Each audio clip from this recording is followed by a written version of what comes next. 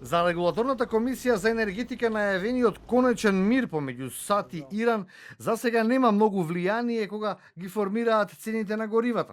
Од полноќ поскапуваат сите горива.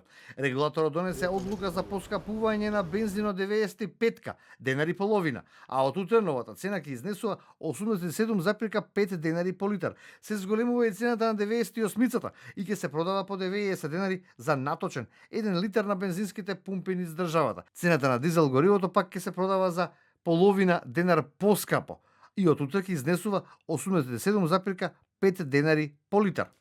Според нашите калкулации, бидејќи престанува да важи кризната состојба, бидејќи договорот е постигнат, очекувам цените да се движат тука во рамките на половина денар или исти да останат кога станува збор кај дизел горивата и околу половина, односно денар и пол до 2 денара зголемување кај бензините. Пред регулаторно да ги објави овие цени со свој став излезе и премиерот Мицкоски, кој рече дека очекува намалување на цените, но од следната недела, бидејќи цените кои денеска ги објави регулаторна ќе бидат пресметувани според случувањата од претходните 7 дена.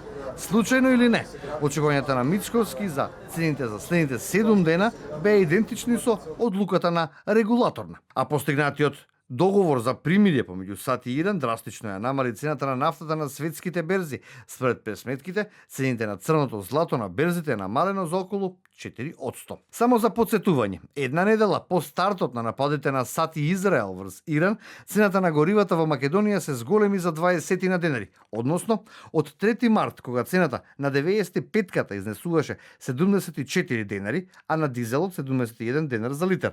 На 10 март дизелот се продаваше по 85 денари за литар, а бензинот 80 денари.